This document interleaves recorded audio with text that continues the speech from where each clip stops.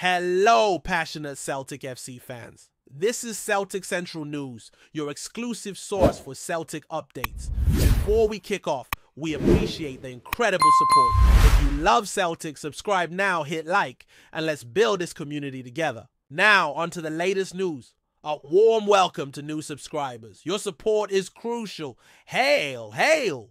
Right, here we go then. Grab a cuppa because this one's going to ruffle some feathers across the green half of Glasgow. In a week where the build-up to the Scottish Cup final is already heating up, Connor Barron has just poured petrol on the fire. The young Aberdeen midfielder, known more for his engine and grit than for grabbing headlines, found himself under the spotlight for all the wrong, or depending on your persuasion, all the right reasons. In a now viral post-match interview, Barron didn't hold back. When asked about facing Celtic, he smirked and let it rip. They're just a small team, really. Not much to be afraid of.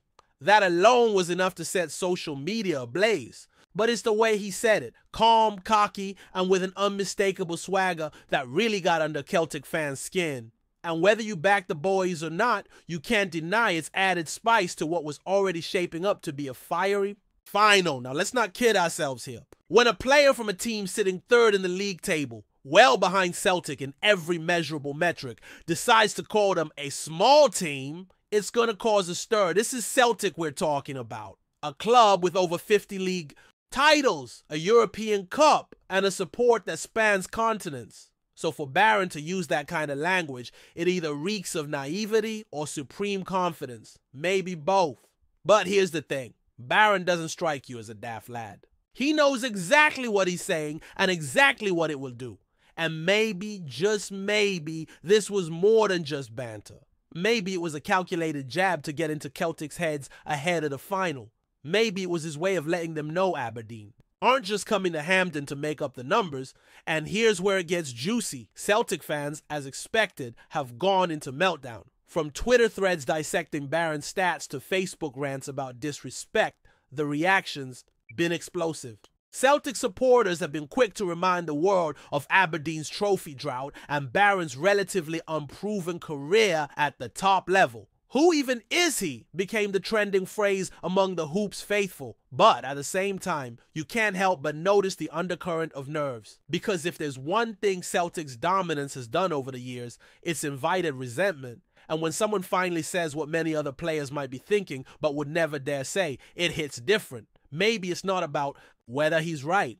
Maybe it's about the fact he dared to say it out loud. But let's not forget the psychology of football here. Mind games have always played a part in cup finals. Whether it's a manager refusing to name his starting ex-Seals or a player sowing seeds of doubt in the media, this is as much about mental warfare as it is about tactics on the pitch. And Barron, knowingly or not, has just thrown the first punch. You better believe Brendan Rodgers and his staff will be playing that clip in the dressing room. "Oh, they think we're small," he'll say, rallying the troops. "Go out there and show them who we are." And just like that, Barron may have handed Celtic the exact kind of bulletin board material they thrive on. Or maybe, just maybe, he's sparked something in Aberdeen too. A bit of belief, a bit of bite. There's also the question of how Barron's own teammates feel about his comments. Some might see it as leadership, a show of backbone. Others might quietly wish he had kept his mouth shut. After all, adding fuel to the fire can backfire spectacularly if the result doesn't go your way. The pressure on Barron now is immense. Every touch, every pass, every challenge in that cup final will be scrutinized through the lens of those comments. If he has a blinder, he'll be hailed as a fearless warrior. But if he's anonymous, or worse, makes a costly mistake, he'll never hear the end of it. That's the gamble he's taken. And in Scottish football, where passions run high and rivalries run deeper, the stakes are brutal. What's perhaps most interesting, though, is the shift this signals in how teams approach Celtic. For years, clubs in Scotland have spoken of Celtic with reverence. Even in defeat, they tip their hats and speak of a gap in quality. Barron's comments mark a deviation from that norm. It's a bit of bravado, sure, but it's also a refusal to bend the knee before the match has even kicked off. And while some might see it as disrespectful, others will argue it's exactly what the Scottish game needs. More needle, more attitude, more belief from teams outside the old firm. Whether it's genuine or performative, it challenges the status. quo. And in a league that often feels like a procession, that's not necessarily a bad thing. Before we proceed, subscribe to our channel and enable notifications to receive all exclusive news about Celtic FC. Don't miss any details about your favorite team. It's extremely important for Celtic FC fans. Of course, there's history between Aberdeen and Celtic. Fierce battles in the 80s, the ghost of Alex Ferguson still looming over Pittodrie, and a fan base that relishes any chance to bloody Celtic's nose. So Barron's jab didn't come out of nowhere. It taps into a long-standing rivalry that may not always make the headlines, but simmers beneath the surface. Aberdeen fans, for their part, have embraced it. He's got the balls we've been waiting for. One fan tweeted, "Finally, someone who speaks like we do." And maybe that's the most powerful element of all. Barron, in that moment, became a mouthpiece for a wider frustration. A symbol of resistance, however misplaced it may seem on paper. Celtic, to their credit, haven't responded publicly. Not yet anyway. Rodgers, always the professional, will likely keep things classy in front of the microphones. But make no mistake, this hasn't gone unnoticed.